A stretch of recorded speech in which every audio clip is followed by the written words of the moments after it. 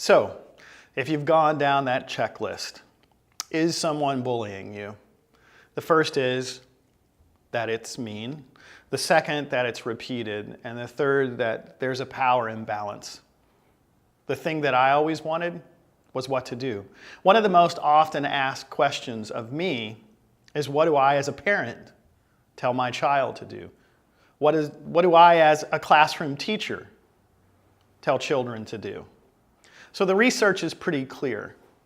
And in my program, React to Bullying, the A and the C and the T all are the first letter in those action steps that the research says children should take, or even adults should take. The first is, when confronted by someone who is truly bullying you, is to act calm and confident. Many times they talk about the fact that if a bully sees that there's no response, that there's no reaction, many of them will continue to move on.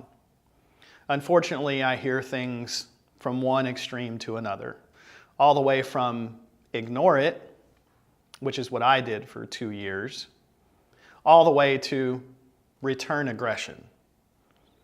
The research is pretty clear there. Whenever you react with physical violence or even sort of with words going back and forth, whether it's in person or online, that's often what a bully wants. Unfortunately, many times people make themselves targets if they do that. So establishing a calm confidence, not only when you're in the situation of being bullied, but really in the rest of your life, is really important. And I always encourage kids, no matter if they're in kindergarten all the way through the 12th grade, I will often tell them that in this life you will need calm confidence even if you don't feel like it. So, you've tried it, and it's still happening. It's still being repeated. What's the next step? I asked them to go to the next letter, which is a C. And that means to call on someone who has the power to help change that. For me, it was one day after baseball practice. I was on rake crew.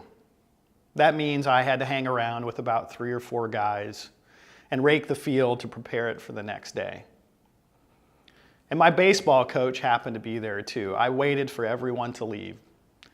I'd raked the same spot about 15 times. And finally, once everybody was gone, I simply walked over to my coach and I said, "Coach, can I talk to you about something?" I finally called on someone who had the power, after 2 years, to help make it stop. And I often tell people that in 3 days, 2 years of bullying came to a stop. Now, of course, I was worried what was going to happen. Were my friends going to find out? Were the other guys on the team going to find out? How would my parents take it? But I encourage you, if you've acted calm and confident and it still continues, don't live like that for an extended period of time. And don't retaliate with aggression. And finally, there's a T left in react. And I tell anyone that hears my presentation, this is something that I want to tell you. I want you to tell yourself probably one of the most important things you can if you've been bullied. I want you to tell yourself that it's not your fault. The color of your skin, the socioeconomics of your family, how many people are at home with you, whether you come from a married family or a divorced family, that does not matter, and it does not give people the right to bully you. You're perfect. Also, if you happen to know anyone else that is going through bullying, it's in fact one of the most important things that you can say to them. It's not your fault. And I always ask, are you willing to step up and tell anyone those 3 steps? Act calm and confident. Call on someone who can help you. And tell yourself you are not the problem.